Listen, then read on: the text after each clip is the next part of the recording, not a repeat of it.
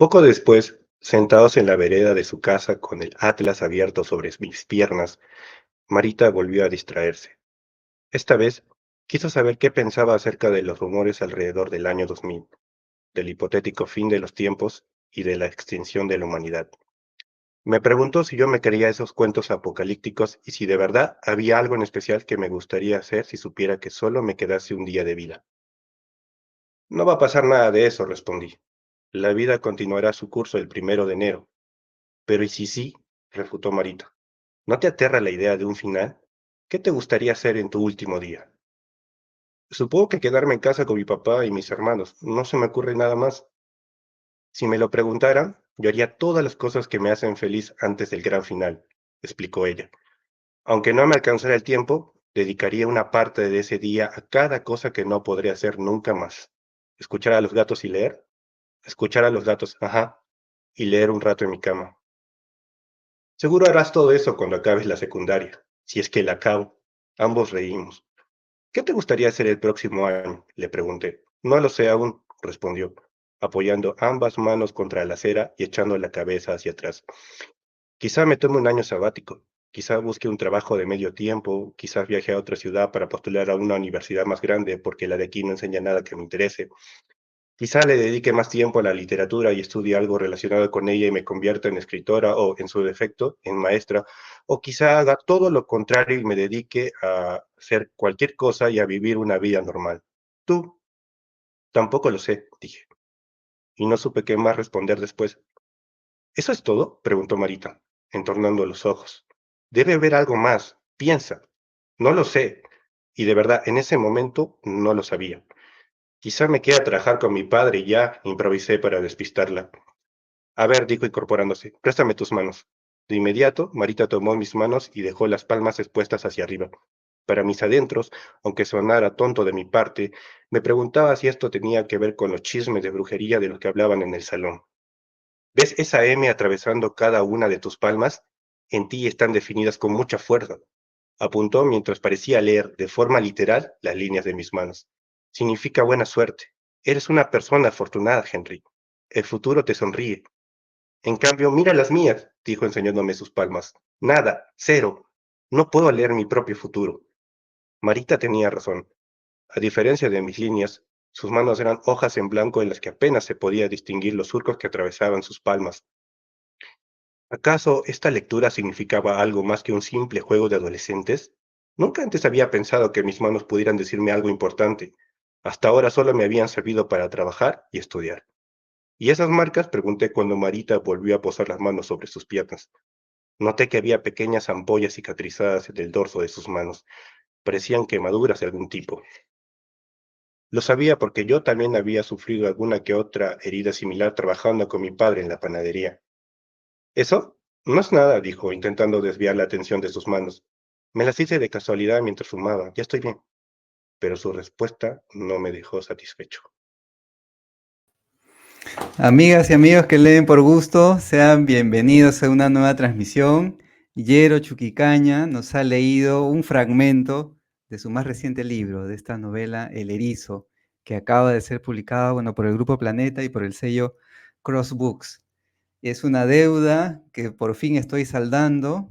Yo quisiera hacer muchísimo más de lo que hago en Lee por Gusto porque hay tantas voces, no solamente de Lima, ¿no? Esta página no se propone ser solamente de literatura limeña. Me gustaría seguir mucho más y Yero Chuquicaña viene ya trabajando desde muy joven, ¿no? Apenas a los 27 años ya había obtenido una distinción muy importante, el Premio Nacional de Literatura en esta categoría denominada Literatura Infantil y Juvenil. Y esta obra, Peruanos de segunda clase, de segunda mano, perdón, y este libro pues que acaba de salir refrendan el trabajo que viene haciendo Yero. Yero, bienvenido a Lee por Gusto, un gusto tenerte aquí después de tiempo. ¿Qué tal, Jaime? ¿Cómo estás? Un gusto estar en tu programa. Ya tocaba ya. La verdad que sí, yo pienso que tocaba y bueno, qué gusto eh, poder conversar contigo y poder conocer más sobre tu obra misma, pero también sobre tu visión de la literatura. En el fragmento que nos ha leído Yero, Jerónimo, pero Yero Ujú. Chuquicaña, literariamente hablando, bueno, así firma como autor. Como autor, como autor. Ajá, Henry. y Marita, los dos personajes, digamos, de esta novela que se encuentran. Definitivamente vamos a hablar del libro, cuidándonos, pues, de no caer, de no arruinar la sorpresa a los lectores, pero yo quiero empezar, Yero, pues, por una pregunta que venía pensando en función de cómo antes, por ejemplo, yo recuerdo que cuando he conversado con escritores generacionalmente mucho más mayores que nosotros, pues decían que de niños, cuando leían Corazón del mundo de Amichis o leían, no sé, Sinbad, nadie les decía: "Oye, esto es literatura infantil, literatura juvenil". Simplemente para ellos era literatura. Y esta etiqueta, ¿no? Es de literatura infantil y juvenil, claro, es una huella más del mercado, ¿no? Comercial, pero cuando tú te has referido también a la literatura infantil y juvenil incluso, ¿no? Que tú haces literatura, simplemente literatura, y que ya el resultado, el público, quién lo lee, o ya cómo se presenta la obra, ¿no? Ganaste este Claro. premio de literatura infantil y juvenil, bueno, te representa, ¿no? ¿Qué visión tienes tú sobre esto de literatura infantil, juvenil? Bueno, mi historia con la literatura infantil y juvenil es como que, ¿cómo decirlo? Como un error, ¿ya? Porque cuando postulamos al Premio Nacional de Literatura en 2017, mandamos mi libro Falsos Cuentos Taca Taca a esa categoría, tal vez por temor a que si la mandamos en la categoría de cuento, no pudiéramos conseguir el premio, ¿no? Que también era, por acá creo que lo tengo, es un libro pues bastante rústico, así, mira, delgadito, Ahí está. jabón, ¿no? O sea, esto es, en su tiempo costaba 10 soles, ¿no? Pero el problema es que aún así, el potencial del libro tal cual, tal vez no está reflejado en el diseño, tal vez en la edición, ¿no? Sino es que hay realmente, hay un potencial aquí que me estaban comentando no solo el editor, sino gente del circuito literario arequipeño, incluyendo a mis profesores de la universidad. Entonces, no había forma de que esto, a pesar de ese potencial, pudiera tal vez trascender en Lima, ¿no? Con otros tantos autores postulando, autores de renombre, no voy a mencionar quiénes, pero ahí estaban pues, postulando. Entonces, Sí. ¿cuál sería pues la oportunidad de ganar en ese momento? Pero se dio, se ganó en literatura infantil y juvenil y, y de inmediato este libro obtuvo ese sello, pues, ¿no? No solo de forma física, sino también de forma que a mí me catalogaban como escritor de literatura infantil y juvenil, y yo puedo confirmar hoy en día que nunca escribí este libro pensando en niños ni adolescentes. Mis personajes son niños y adolescentes, pero creo que el público al que estaba dirigido es realmente eh, amplio. O sea, yo pienso que así como lo puede leer un chico de 8 años, puede hacerlo alguien de 60. Lo que ha pasado, porque cuando pensamos en literatura, tal vez no estamos tratando de encasillar algo. Es como si, por ejemplo, Osvaldo Reynoso hubiera escrito Los Inocentes para que lo lean chicos como los de su libro, ¿no? Pero igual, ese libro debería estar en todos los colegios, ¿no? Y El también plan debería estar, lector que le llaman, ¿no? claro, y debería estar en la biblioteca de cualquier especialista de literatura nacional. Entonces, yo creo que ese tipo de literatura como la que hacía Osvaldo Reynoso, Julio Ramón Rivero, que fueron las grandes inspiraciones para crear este libro, es lo que me motivó a escribir cuentos. Entonces, no intentar ganar un público joven, adolescente, infantil, no. Pero ahora, ¿qué pasa? Que recién después de todo este proceso, en 2012, digo, en 2022 recién me he puesto a escribir literatura infantil con Historia de un zorro que salió en Edel Vives Internacional. Es un libro para niños, entonces es literatura infantil tal cual, y yo lo he escrito tal cual para niños. Y actualmente, pues, con El Erizo, que es una novela juvenil dirigida a jóvenes en edad escolar. Para mí, en mi cabeza, esto siempre estuvo enfocado en que debería ser leído por chicos que están entre primero y quinto de secundaria, porque para eso es, y además también porque estaba respetando las bases de que este libro tenía que proporcionarle ciertas herramientas de lectura, ¿no? Ciertas formas de percibir la realidad, su contexto, problemas sociales, ¿no? problemas en los colegios, en casa, ¿no? Los temas que siempre intentamos tocar, pero ignoramos, ¿no? Que Ujú. está ahí y desde siempre, pero que en mi tiempo no tenía el nombre, por ejemplo, de bullying, ¿no? Para mí Mm, simplemente era abuso escolar, acoso escolar, sí. pero ahí es tan importante que pareciera que tal vez no se trata con tanta dedicación como uno quisiera, ¿no? Entonces, cuando yo escribo este libro pensando que uno de los ejes principales debería ser el acoso escolar, es que definitivamente quería que pudiera transmitir una idea a los chicos de que eso está mal, ¿no? Está mal, definitivamente está mal, pero al mismo tiempo enseñarles otras cosas que como autor ya uno va introduciendo en su obra, ¿no? No es solo un libro sobre, oye, el acoso escolar está mal, sino es que la literatura en sí es maravillosa, ¿no? Y podemos acceder a ella desde muy jóvenes y es quizá uno de los mejores viajes que he tenido en mi vida y que hasta ahora estoy en ruta, pues, ¿no? Varias cosas a partir de lo que has dicho, Yero. Yo solamente quiero darle contexto a quienes nos están siguiendo y escuchando.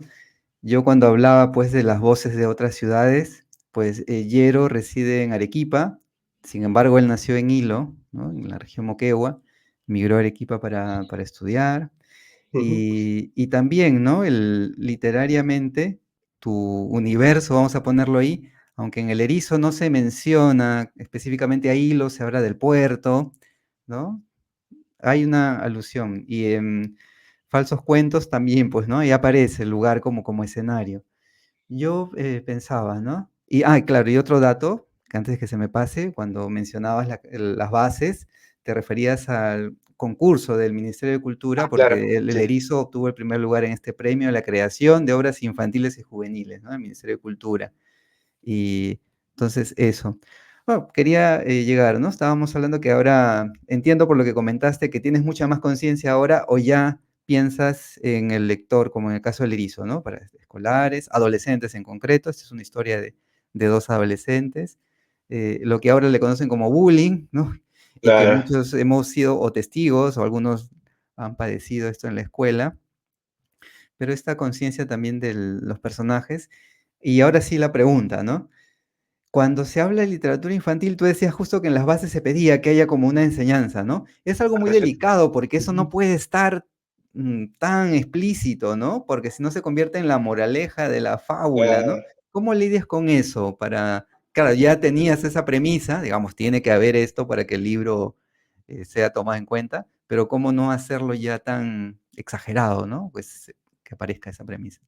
Claro, o sea, sí, este libro participó en un concurso llamado Premio a la Creación de Obras Infantiles y Juveniles. Entonces, definitivamente es un premio para literatura infantil y juvenil.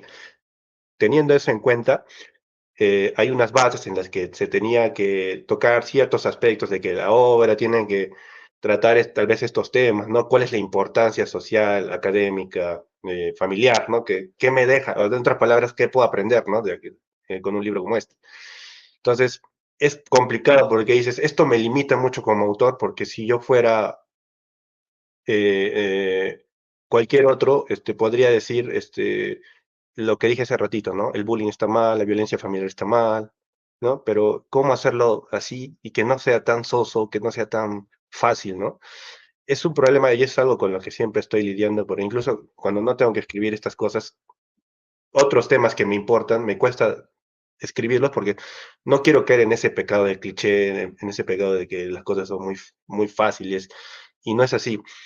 Entonces, bueno, pero sí, obviamente me he restringido en ciertas cosas. Por ejemplo, aquí el lenguaje que siempre uso, que es bastante coloquial o es que está lleno de jergas, ¿no? Aquí está un poco restringido, está un poco calmado, porque quería tener una mayor audiencia. Esa es la verdad. Este libro ha sido diseñado para que esté en un plan lector. Es así tal cual te lo digo. Yo lo he pensado así. Pero sin dejar ese, ¿cómo decirle? Esos brillitos que tiene cada autor que deja, impregna en su obra, por aquí y por allá, ¿no? Sí, esa En este caso. frescura, yo diría que se respira en tus historias, ¿no? Hay una naturalidad. Claro, en Ujú. falsos cuentos, ahora tú como bien has dicho, pues ahí el lenguaje es mucho más naturalista, ¿no? Claro. No, tal cual, claro, sin caer en la exageración, porque es muy delicado. Tú que has leído un fragmento donde hay diálogos que Ya, es mucho más difícil de lo que se cree, generar diálogos, claro. porque pueden sonar muy impostados, ¿no? Claro. En falsos cuentos hasta me doy el lujo de crear mis propias jergas, ¿ya? Mis propios códigos de comunicación, o sea, tengo mucha libertad. En Peruanos de Segunda Mano todavía he podido no solo jugar con eso, sino jugar con las estructuras narrativas, la voz narrativa. Entonces, es un desafío, cada libro es un desafío, y este, por supuesto, lo fue incluso más, porque es como que, a ver, Yero, puedes escribir una historia sobre un grupo de amigos que tienen una secta y adoran a uno de ellos que es como una especie de dios que está fabulando dentro de la historia, que va a venir, va a resucitar después de que murió, ¿no? Y ahí en el camino hay literatura, hay libros, hay autores, hay drogas, hay violencia. ¿Cómo bajas de eso, en el que para mí es mi cúspide? Ese cuento se llama Perro Malpipa, y luego escribes algo como historia de un zorro que incluso es más suavecito, digo, bueno, no, suavecito, pues es una historia corta, tierna para niños sobre que hay que cuidar a los animales, ¿no? Y ahora, aquí, que la violencia en los colegios, ¿no? La Ujú. violencia en el hogar, ¿no? La identidad, ¿no? La búsqueda de la identidad. Son temas que ya tocaba en falsos cuentos. Entonces es como, incluso volver otra vez a eso, pero desde otra mirada, ¿no? Ujú. Y lo que pasa es también que intentar no volver a los mismos espacios, por ejemplo, acá hay un puerto, ¿no? Pero no sabes qué puerto es. Y yo no quiero volver a poner hilo, porque francamente también ya no quiero volver a escribir de hilo. Entonces, y teniendo en cuenta la premisa de que, quiero que este libro se lea en todas partes, es que el puerto de la historia no tiene nombre, y me lo han Así es. dicho, esto puede ser Lima, puede ser cualquier otra parte de la costa peruana. Eso es genial, porque es como que parte de que eso que se propone el autor de llegar y proporcionar las herramientas para que el lector joven pueda codificar la historia de acuerdo a su contexto, a su como visión de las cosas, se adueñe del texto más rápido y se sienta suyo. Y me ha pasado, pero supongo que de eso podemos hablar en un ratito más. Sí, yo Ujú, como es la primera conversación formal, digamos, que tenemos para la página, no quería dejar pasar por alto algo que justo que a partir también de lo que mencionas, ¿no? La de identificación. El escritor, el creador de un mundo literario, pues se basa o toma como punto de partida una realidad quizás próxima, cercana, que ha conocido o que ha vivido, ¿no?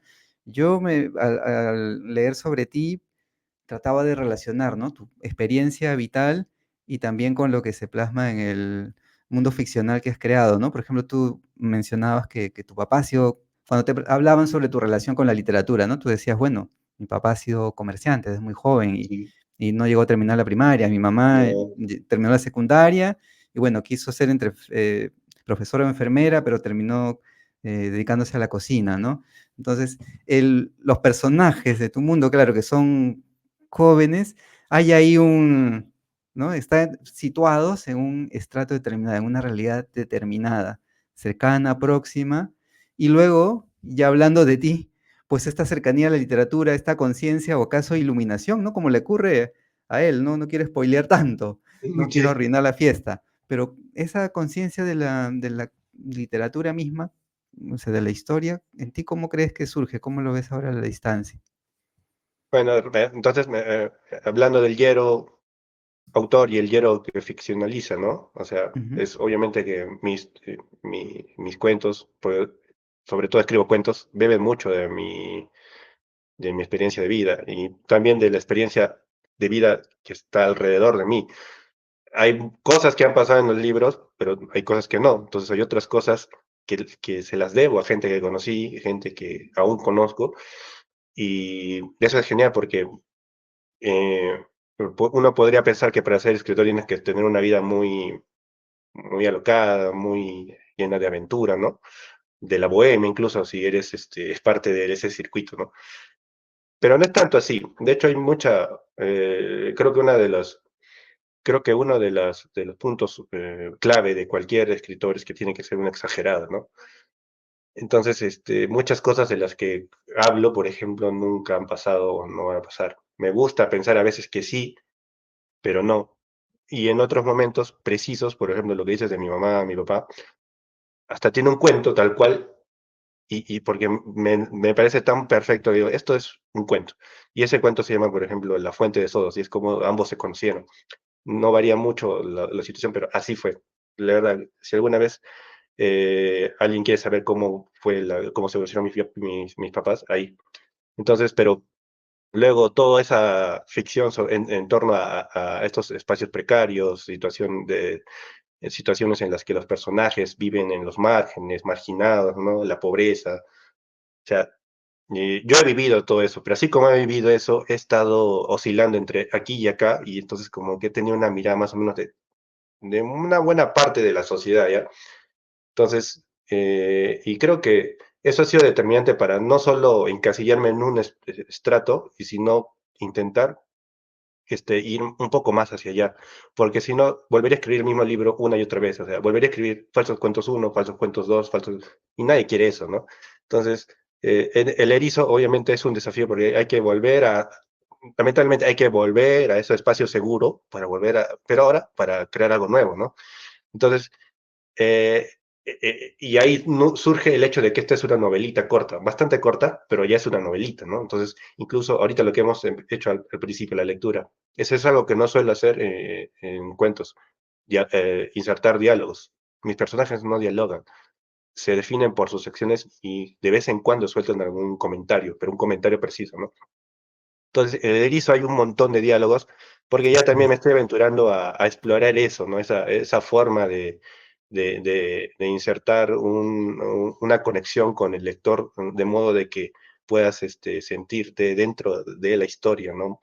Y es genial. Ahora, para mí este es como nivel uno, o nivel pollito, porque obviamente quiero escribir una novela que sea mucho más ¿cómo decirlo? Compleja, donde los personajes no sean simplemente dos estudiantes de secundaria que están en último año. ¿Por qué no hacer algo mucho más enrevesado, no? Meterle todas esas cuestiones y temas que le gustan a los novelistas peruanos contemporáneos, ¿no? O sea, hay que hacer también una especie de estudio para luego ver qué puedo contar yo ahora, ¿no? Ya pasé por mi etapa de infancia y adolescencia en Hilo, con falsos cuentos, la etapa de la universidad con peruanos de segunda mano. Me estoy dando un año sabático con esta novelita para chicos. Eso es lo que me pregunto siempre ahora, ¿qué debo escribir? ¿Qué es lo que sigue, no? Entonces yo tengo ahí unas ideas, tengo ahí unos conceptos, pero así como el erizo va a tomar su tiempo antes de que pueda plasmarlo, pero es, siempre es un desafío. Todo eso que era fácil al principio con lo que digo, la experiencia de vida, Hilo, el puerto, la gente que conocí, ya fue, ya no se puede volver a eso. Ahora hay que mirar hacia adelante y buscar nuevas formas de ficcionalizar y obviamente de encontrar inspiración para seguir produciendo. Aunque no es una obligación, ¿no? Si yo quisiera Ujú. también ya, ¿para qué seguir escribiendo? Una de las cosas que pienso desde todo, desde que estoy más o menos en este mundo es que no hay realmente una obligación, no es una obligación escribir. Y el erizo, a pesar de haber participado en un concurso, nació en un momento en el que yo ya no podía sostener más esta idea y ese libro salió cuando tenía que salir y hoy lo tenemos acá, pues, ¿no? Entonces yo espero que mi próximo proyecto también tenga que salir en el momento necesario y no solo porque alguien dice, oye, publica un libro, pues, ¿no? Si hay la motivación suficiente para hacerlo, si hay las ideas y la mano, siempre es la mano hace la magia, yo voy a escribir otro libro. Pero si no, Bien, Yero. También, ¿no? A propósito de la pregunta que te hacía, ¿no? Cuando mencionabas, bueno, porque eh, en la conversación que a veces uno tiene con escritores, piensa que dedicarse al oficio de la escritura es consecuencia inmediata, por supuesto, de ser un lector, ¿no? Y que para lograrlo hay algunas condiciones, ¿no? Necesarias. Una familia lectora, el acceso cercano a los libros, y ocurre en entornos como el nuestro, el tuyo, el mío, donde el libro pues no siempre ha estado tan cerca y uno lo ha ido descubriendo, ¿no? Y además de descubrir la lectura, por otro lado viene ya acaso el descubrimiento de esa vocación o pulsión para escribir, ¿no? ¿Cómo te reconoces tú o cómo te reconociste tú ya en relación con la literatura misma? Es decir, la lectura por un lado, luego ya la creación. No, también es todo un viaje porque, o sea, lo que decía, para tener la respuesta anterior es como que ya si yo no escribo, eh, eh, el, el hecho mismo de seguir leyendo es suficiente para mantener viva la literatura, ¿no? Leer es el capricho máximo. Incluso ahora, en estos tiempos donde ya casi nadie tiene un par de horitas para revisar unas cuantas páginas, ¿no? El trabajo, el estrés, vimos en una época en donde todo es bastante acelerado y tomarse la libertad para leer un libro a veces es un lujo, ¿no? Entonces, si no se escribe, a menos que se lea, ¿no? Y viendo, ya, hablando del tema de la literatura en sí, tal cual, como mencionabas tú más o menos, ¿no? O sea, yo también vengo de una familia donde no había bibliotecas, no había libros a disposición. Esta historia le contó siempre, o sea, mi mamá tenía amigas y las amigas le regalaban libros de sus hijos de secundaria donde había textitos, cuentitos, extractos, al que a lo mejor a mí me sirviera de algo, pues, ¿no? Y 8 años, aburrido, sin ganas de jugar la pelota, entonces agarro uno, ves las imágenes, pasas las imágenes, pero te tienes un momento y te pones a leer y te das cuenta de que lo que está escrito es muchísimo más interesante, ¿no? Y así fue como descubrí, por ejemplo, autores como Julio Ramón Ribeiro, eh, Enrique Congrains, Vargas Llosa, ¿no? Ciro Alegría. Pero sí, uno de los cuentos a los que yo le tengo mucho cariño y que descubrí en ese momento total, de total, anonimato de lo que va a ser o lo que iba a pasar en mi vida es Los gallinazos sin plumas. Uno lee Los gallinazos sin plumas y te siente totalmente atraído por esa realidad tan tuya, a pesar de que han pasado 50 años desde que publicaron el cuento, ¿no? Entonces, es como digo, esto es genial, decía de chivolo. Y luego sigues con el otro cuento y luego con el otro, dices, pero ya, entonces agarras el otro libro pensando que tal vez puede haber más cuentos, ¿no? Y luego, casualmente por ahí había una especie de librería, ¿no? No, biblioteca, pero no era una biblioteca sin tal cual, sino que podías solicitar libros prestados a una pequeña asociación y ahí sigues leyendo. Luego en la secundaria ese gusto por la lectura aumenta tanto de que en el salón solo son dos o tres los que realmente disfrutan leyendo, ¿no? Y piden más libros. Y llega el cliché, ¿no? De la profesora diciendo, tú serías un buen escritor o algo así, ¿no? Entonces sí, y ya entonces acabando la secundaria es como que sí, sí, me gusta leer mucho, pero también tengo esa necesidad de crear lo mío, ¿no? De crear mi propia contestación, porque la literatura es una cuestión de que siempre te va a exigir una respuesta, no necesariamente escribiendo un libro, sino ni un texto, ni un artículo, un ensayo, sino tal vez esa respuesta que el lector y el autor mantienen de forma privada y de la que nadie se entera, ¿no? Pero en este caso, de escribir es como que ya intentar eh, eh, hacer lo mismo, pero eh, fracasando una y otra vez, porque no es fácil, pues no es que yo me siento y escribo un cuento en el libro. He fracasado un montón de veces. No ha sido hasta el 2023 que recién he escrito un cuento que yo encontraba decente. Entonces, pero ya a partir del 2023 en adelante ya como que ya no le hacía caso a mis profes ni a mis amigos que me leían. Esto no me gusta, esto no me gusta, pero a mí me gusta. Y siguiendo mi intuición es como que tengo lo que conseguí hasta ahora, ¿no? Sí, Ujú, sin sonar tal vez altanero, ¿no? ujú, Pero lo que pasa es que es todo un proceso, ¿no? Yo estudié literatura también en la UNSA aquí en Arequipa, con el sueño de ser escritor, pero lo que uno no sabe es que cuando llega a la escuela de literatura de la UNSA es que vas a aprender literatura, teoría literaria, estructura literaria, ¿no? Análisis de discurso. Entonces, no hay nada, hay un taller de narrativa, pero eso no te garantiza nada. De hecho, el taller me proporcionó muchos buenos libros de muchos buenos autores, pero nada más, o sea, nadie te va a enseñar a escribir, todo eso depende de ti, ¿no? Y como dice el título, tú sales como literato, ¿no? Como escritor. Entonces, de esos 50 chiquillos, por ejemplo, que entran en primer año con la esperanza de volverse escritores, eh, sale solo uno o dos acabando la carrera con ese sueño aún vivo, ¿no? Me atrevería a decir que incluso de mi promo de toda esa generación, o sea, soy el único que sigue siendo esto de lo de publicar, ¿no? Y más o menos vivir de esto, ¿no? Entonces, en este punto, la literatura sigue siendo un espacio seguro y recurrente para mí, porque es privado, o sea, la lectura es privada, los pensamientos con mis libros, las conversaciones con mis libros son privadas, con mis autores favoritos son privadas, no pertenezco a ningún círculo de lectura, no voy a clubs, ni hago conferencias, ni lo que suelen hacer los que sí están dedicados a la investigación literaria, a, a tal vez a los artículos académicos, ¿no? Mi vida es mi trabajo, mis lecturas y escribir uno que otra cosa para en algún momento tal vez publicar un libro. Pero porque eso es algo que me gusta, o sea, yo tengo creo que mucha necesidad de demostrar que puedo hacer algo con mis manos, porque si no fuera escritor creo que haría música. A mí me encantaría hacer música, tocar la guitarra, ¿no? Pero no tengo esa destreza, o sea, soy, soy un inútil para eso. Cuando era chiquilla también dibujaba un montón. Mi mamá decía, tú debes ser dibujante, pero descubrí la literatura y dije, no, a mí me gusta esto más. Pero si hubiera seguido tal vez su consejo ahorita, estaría pintor o haría algo con artes plásticas, ¿no? O sea, siento que de alguna forma mi vida se hubiera ido emparejando con el arte, ¿no? De alguna u otra forma. Pero sí, la literatura es como que muchas cosas en uno, ¿no? Y eso para mí es suficiente para sentirme muy bien como persona y como lector y como autor, ¿no?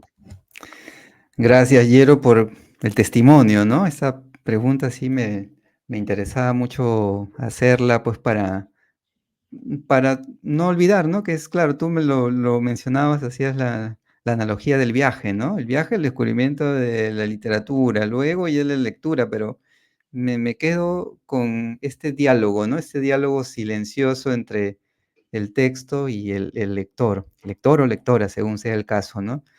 Claro. Y para no irnos del erizo, claro, que es el libro que nos convoca, pues yo quiero solamente situar a quienes nos siguen, que si bien Yero comentaba que se partió con la idea de dirigirse a un público adolescente, pues el que no lo es, y evidentemente ya no lo somos, ya, ¿no?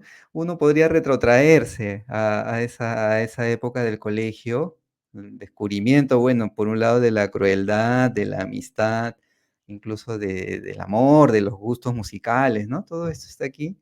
Y el lenguaje sencillo, los diálogos, creo que en los diálogos hay mucha frescura y también en el lenguaje. Y también, claro, uno podría decir, sí, es una historia que yo pensaba ayer al leer el libro, ¿no? Claro, Ujú, podría ser que la anécdota sea en apariencia sencilla, pero hay algo mucho más profundo, ¿no? Ese revestimiento del texto. Incluso allí la música. es Aparece verdad. la mención a un grupo de rock argentino, Los Gatos, que existe. Quizás, si yo digo el nombre, no les diga mucho, pero si les digo la canción Viento, dile a la lluvia, quizás se acuerden. Soy malísimo cantando, ¿no? Pero la letra dice, viento, dile a la lluvia, que quiero volar y volar, ¿no? Voy a dejar en los Claro. comentarios el enlace para no pasar la canción y nos baneen este video, pero ese grupo ahí aparece es Marita la que escucha la canción a partir del recuerdo de su madre, ¿no? Henry, el que apodan el erizo, el título del libro, y Marita, los dos, entre comillas, raros del salón. Ella llega, la alumna nueva, estaban en quinto año de secundaria. A él, claro, ahora se conoce como bullying, ¿no? Le hacen bullying, pues, por su pelo, por su apariencia, por cómo huele, se dedica a la panadería y ellos dos se conocen, ¿no? Y está ambientada, ¿no? El narrador, desde la distancia, acaso ya adulto, sitúa esta historia en 1999 y muchos recordaremos la incertidumbre, miedo, paranoia por el año 2000, ¿no?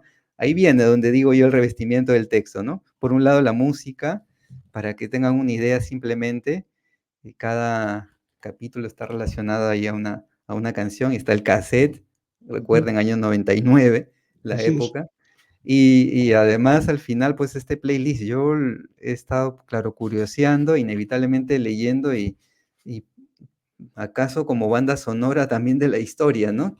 Puede sonar Claro. muy distante para chicos de ahora, pero ¿cómo aparece ese elemento, por ejemplo, del grupo Los Gatos, Yero, en la historia? Ujú. Sí, Definitivamente la música es muy importante en este libro y es una de las cosas que también me dio libertad para, por ejemplo, colocar ese playlist, ¿no? Pero eso no estaría, por ejemplo, en Peruano de Segunda Mano ni en Falsos Cuentos. Entonces, punto para la literatura juvenil, porque te da estos espacios, permite una correspondencia un poco más íntima, ¿no? Con los lectores jóvenes, ¿no? Que quieren saber más, que tal vez quieren conectarse con un enlace QR, digo, un código QR, ¿no? Un link, tal vez, y llevar la experiencia un poco más allá, ¿no? Entonces, yo pensaba que si iba a escribir un libro para chicos, debería tener también su banda sonora, ¿no? Entonces, todo se remonta también a esa edad de 8 años. Yo soy del 90, entonces serían 98, ¿no? Por ahí, 99, que escucho esta canción justamente, Viento de ir en la lluvia, en la radio, porque no había Spotify ni YouTube. Y a esa edad, escuchar Viento de ir en la lluvia es como que, qué triste, ¿no? ¿Por qué se siente así tan triste? Y no me había dado cuenta de que eso era como que nostalgia, melancolía, y ya estaba empezando a sentirla con 8 años.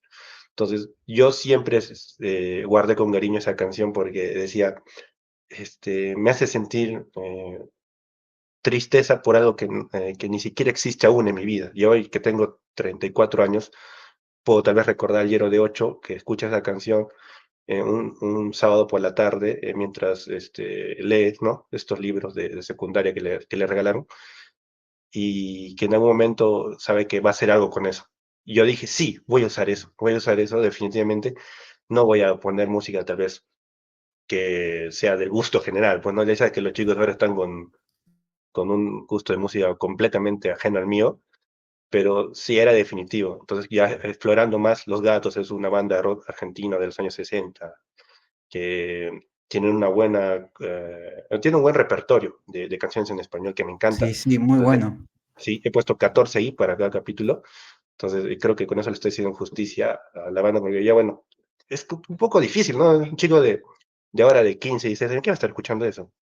Pero hay uno que otro que ya con leyendo el libro entra tal vez a una canción y le gusta, entonces se crea como una especie de círculo, ¿no? Pero te estoy proporcionando tal vez lo que yo en mi momento recibí de forma casual, ¿no?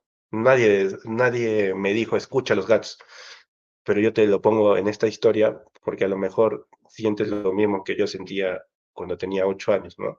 Entonces, sí, la música es algo importante, pero no solo este libro, Falsos Cuentos también, mira, me gusta el rock en inglés, en Ujú. español. Falsos Cuentos tiene mucha influencia en un grupo de rock británico llamado Arctic Monkeys. Entonces, incluso la portada de que sale ahí Ribeiro fumando su cigarro, la usé en uno de mis libros, se llama Falsos Cuentos. Peruano de segunda mano con el payasito acá, también bebe un poco más de esa banda, ¿ya? Con la idea del circo, de lo circense, de lo fatal, de lo trágico, ¿no? Entonces, la música es definitivamente una de las formas más fáciles tal vez de echar un poco a andar las ideas, ¿no? Junto con el cine y obviamente con la lectura, ¿no? Entonces, todo eso en combinación puede darte las herramientas necesarias para completar un texto, avanzar un texto o buscar nueva inspiración, porque a veces te estancas y no sabes dónde más ir, ¿no? Escúchate un poco de música que te guste y seguramente que encuentras eso que te faltaba para avanzar. Ujú. Yero, llega el momento que yo estaba esperando, y seguro que muchos también, ¿no? Conocerte como lector. Yo sé que te identificas mucho con Raymond Carver, pero esta sección de hablar de 5 libros favoritos, que puede ser muy injusta, muy, ¿no? Apremiante, decir 5 de tantos, pues busca conocerte como lector, no necesariamente seguir tus influencias, porque a veces el escritor no es consciente de ellas o se desmarca, sino que nos hables como lector ahora, ¿no? 5 libros que para ti sean importantes, favoritos. Recuerda que aquí no necesariamente tiene que ser solo de literatura o de algún género. Por favor, quisiéramos escucharte. No, sí, definitivamente tendría que ser narrativa. Como te comentaba hace poco, todo empezó con Rivero, entonces no puedo dejarlo de lado. Entonces, cuando alguien me pregunta qué libro debería empezar a leer mi hijo o yo, una persona adulta, yo le digo, léete cualquier versión de La Palabra del Mundo. Yo, cuando era chiquillo, sin fondos, lo primero que accedí fue a una versión de esas baratas, ¿no? De esas editoriales piratas. Entonces, y a pesar de eso, para mí fue lo más genial del mundo. Entonces, yo recomendaría cualquier edición de La Palabra del Mudo como primera opción. Nivel uno, ¿no? Luego complementarlo con una segunda recomendación que sería Los Inocentes de Osvaldo Reynoso. Ese libro es como eh, los primeros cuentos de Rivero, pero llevado a otro nivel, ¿ya? O sea, a su propia como visión, o sea, un poco más crudo, más rudo, ¿ya? Pero de todas formas, enternecedor, ¿no? Entonces, Ribeiro y Reynoso. Luego, ya en como tercer título pondría, eh, me gusta mucho la literatura escrita por estadounidenses, ¿ya? Y como mencionaba Raymond Carver, no puedo dejarlo en mi lista, bueno, tiene otra sensibilidad, pero manteniendo ese foco tal vez por lo realista, por lo crudo, por lo sucio, ¿no? Como le dicen, el realismo sucio. Entonces, cualquiera de sus libros a mí me encantan, pero a pesar de que, si me necesitas, llámame, no lo publicaron cuando estaba en vida. Entonces, a mí me encanta ese libro, es uno de mis libros favoritos, o sea, siempre que lo leo me da como que nueva vida, ¿no? Esperanza en que la literatura debería ser así de reconfortante, ¿no? De hermoso. Y ahí también complementaría tal vez con otro autor gringo, pero que también va a su estilo, es como que eh, él baila con su propia forma de ver las cosas, más amarillista. Este es Chopolanik, es un autor que conocí por una película, El Club de la Pelea, que es súper famoso.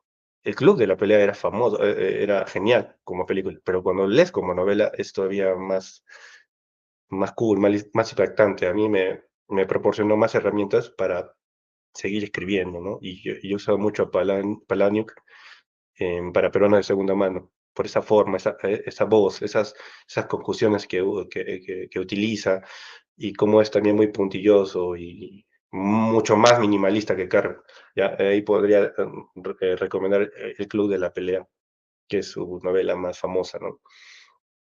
Y, y entrando también por el lado europeo, me encanta eh, El extranjero de Camus, de Albert Camus, porque es igual de puntillosa, certera, corta y demoledora. Me encanta ese libro. Es una de las cosas que quisiera hacer en mi vida, es escribir una novela como El extranjero. Corta, no muy pretenciosa, pero es realmente apabullante en la forma en la que puede tocar temas bastante humanos, ¿no? Entonces, que ahí ya habrían 5, ¿no? Ya fueron los 5, pero quería mencionar tal vez un extra que sería, estoy empezando a leer a Cormac McCarthy, también es un autor gringo, y también lo descubrí por las películas antes que por los libros.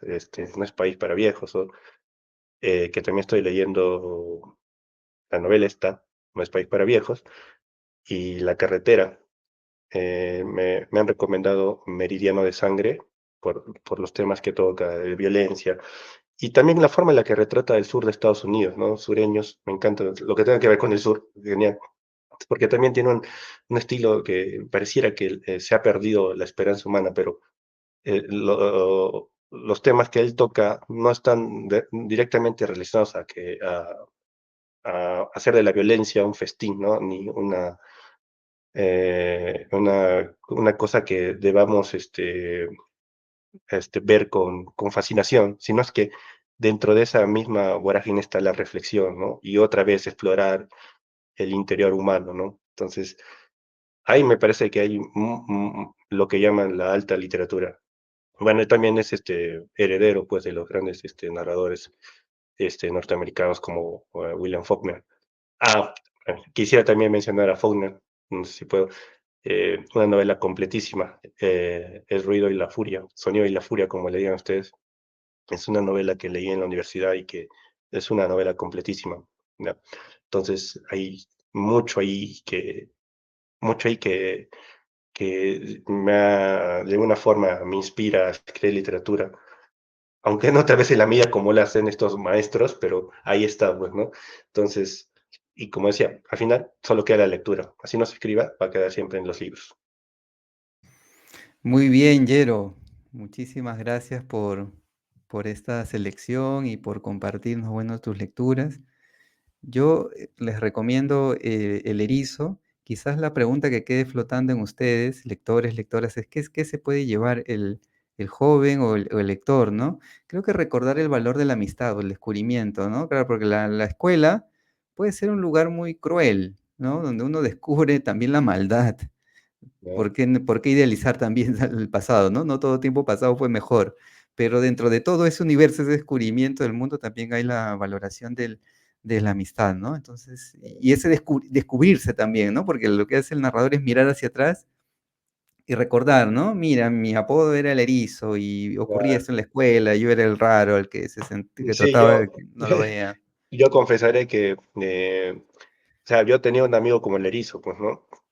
Y lejos de lo que pudiera parecer, yo tenía más una... O sea, por lo que has podido leer en mis primeros cuentos, a mí me gusta, además de la carga, poner sobrenombres, La apodos, chapa, chapas. sí. Entonces ya te imaginarás que yo en el colegio yo era igual, o sea, ponía chapas, todo, pero nunca yendo como que a la violencia física y nada, ¿no? Mm. Obviamente en su momento también hice las paces con cada una de las personas que jugaba bromas, y este libro también sería una forma de hacer las paces, pero ya a través de la literatura, de la narrativa, ¿no? Entonces, la historia es muy sencilla. Chico conoce chica, es un cliché, ¿no? Pero algo pasa. No sería chévere si siguiera los mismos puntos comunes que conocemos en este tipo de novelas, ¿no? Juveniles. Algo pasa y eso para mí es importante porque tiene que ver con la música, tiene que ver con la identidad, tiene que ver con el lugar donde venimos, nuestras expectativas de vida, de futuro y en lo que nos terminaremos convirtiendo cuando seamos adultos, ¿no? Eso, ¿no? Yo decía también hace un rato, ¿no? Dirigido a jóvenes, adolescentes, pero el adulto de hoy puede recordar y reconocerse. Quizás acaso compenetrarse con ese narrador que evoca, ¿no? Mira, 1999, yo tenía 16 años y empieza a contar su historia, ¿no? Y ese Sí, momento, como dato curioso te quería, perdón, sí. que, o sea, a pesar de que lo he escrito para chicos de 12, 15 y 6 años, todos los primeros lectores de este libro fueron gente de mi edad, de 30 para arriba. Ujú, Y a todos ellos, de alguna forma les afectó, y aunque no es un requisito, todos se mostraron, conmoverse a través de las lágrimas, ¿ya? Entonces, eso para mí es valioso, ¿no? Pero no me importaba tanto eso, porque ¿y qué piensan los chicos, no? O sea, los niños, los adolescentes que leen el libro. Y en la presentación que hubo en Arequipa, participó una señorita de 12 años que había leído el libro de casualidad y le ujú, gustó tanto que le pidió a la persona que se le prestó si podía participar en la presentación. Ella estuvo en la presentación, habló y todo lo que le había provocado el libro. Y entonces ahí me di cuenta de que realmente había cumplido mi cometido, ¿no? De que es influenciar un poco, mostrarles algo a estos chicos que están en la escolar. Obviamente también lloró la chica cuando lo leyó. ujú. Entonces, pero como digo, no es requisito llorar, o sea, si puede tocarte un poquito el corazón, yo feliz estoy.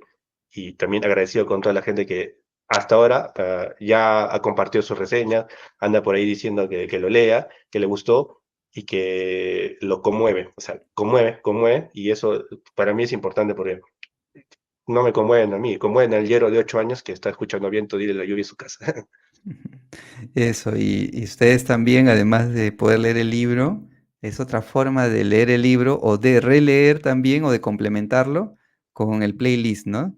No es requisito necesariamente, el libro es un objeto por sí mismo, autónomo, Ujú. pero escuchar las canciones complementan de cierta forma, ¿no? La atmósfera. Yo hice el ejercicio de escuchar algunas canciones mientras estaba repasando algunos capítulos, ¿no? Respetando el título de cada capítulo y relacionada con la canción. La balsa, ¿no? La canción, la balsa. ¿Ah? Sí, sí, sí. Yo te juro que cuando pensaba en esto, en la historia decía, esto tiene que ser una película corta de 1 hora y media, y tiene que ver estas canciones en la película, o sea, que estaba muy influenciada por la cinematografía, ¿no? Mm. Entonces, es inevitable no pensar en esto como escenas y música. Entonces, si algún día hicieran una película, yo estaría detrás fastidiando para que incluyan las canciones, ¿no? Sí. Definitivamente. Yero, felicidades por el Gracias, erizo. Jaime. Y qué bueno que saldamos esta deuda de por fin conversar para la página y espero que pronto ya también sea la conversación cara a cara. Muy agradecido, Yero, por la lectura. Sé que no es tan sencillo y darte un tiempo también para esta charla. No, gracias a ti, más bien, me encanta todo lo que haces con Lee por Gusto. Es un programa muy, que como tú dices al principio, ¿no? Tal vez la gente piensa que está muy enfocado en Lima, pues es inevitable porque eres de Lima, ¿no? Pero yo siempre he pensado que, así como espacio, hay muchos otros que están haciendo de a Sí, poquitos, tal vez esa descentralización que le dicen, ¿no? No me gusta esa palabra, pero igual, o sea, se reconoce tu esfuerzo desde hace años, entonces, más bien, muchas gracias otra vez por invitarme. Y fácil que nos vemos en la FIL Lima, porque hay presentación martes 6 de agosto en la FIL Lima a las 8 de la noche. Voy soltando el dato de una vez. perfecto. No, no, está muy bueno para separar fecha y hora. Martes 6 de agosto en la Feria del Libro de Lima, que ya viene, que vuelve a hacerse en el Parque de los Próceres. Ya habrá más detalles sobre eso. Un abrazo hasta Arequipa, Yero, muy agradecido nuevamente. Y por supuesto, a ustedes, saben que esta página se hace por gusto, casi, casi por amor al arte. Así que seguirla, comentarla, sus likes, esa es mi mejor remuneración. Así que eso, un abrazo, nos vemos pronto. Dejen su like. Gracias, Jaime. Chao.